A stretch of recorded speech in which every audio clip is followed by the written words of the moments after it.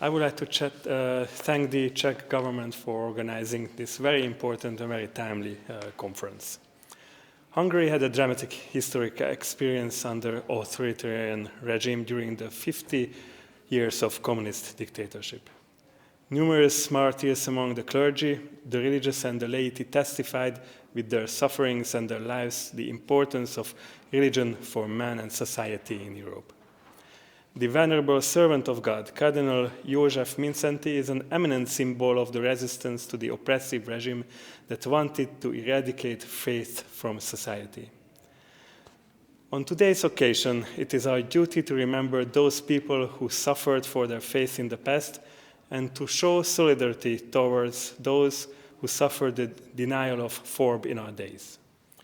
The Hungarian government had recognized that by the numbers, Christians are the most persecuted religious group in the world.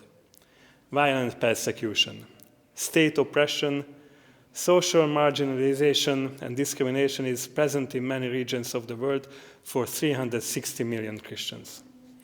We deem it important to take up their cause and, while not remaining deaf to other religious situations, try to help Christians as we can according to our limited means. The essence of the Hungarian model, realized by the Hungarian government's framework program called Hungary Helps, is direct partnership with churches and religious actors, quick and effective delivery targeting proper local needs.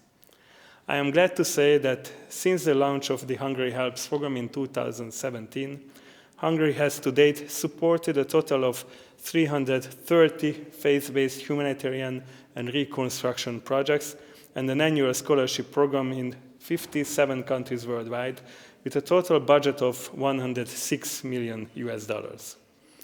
So far, the aid has helped more than 2 million people by providing the basic conditions they need to live locally, enabling many to return or to remain in their country of origin. Our aim is simple. What we expect for ourselves in Hungary is the same what we expect for every national and/or religious minority in the world. That is to be able to live in their own homeland in security, preserving their identity as groups and individuals. In other words, let us not import problems from other parts of the world, potentially harming our own societies. Let us instead bring help where the problem is. There are new challenges to FORB also in democratic societies. Attempts to limit some religious practices on the basis of the so-called politically correct approach. Proposals to sanction religious leaders for their thoughts, opinions, let alone political stance. Insensibility towards the needs of religious communities when tackling the recent pandemic. It is therefore indispensable to respect autonomy of churches and other religious communities. It is important not to pressure churches and religious leaders and institutions to adopt the so-called politically correct attitudes.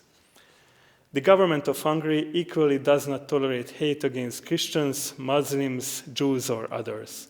In our experience, it is advisable to enact strict laws to deter hate crimes against religions and consistently apply them in the case of all religions. In Hungary, the fundamental law explicitly states that the exercise of freedom of expression cannot target either the dignity of an individual nor that of a community, including religious communities. Accordingly, the penal code sanctions violence against religion, incitement to hatred, and the theft or damage of objects serving a religious purpose as aggravated offenses.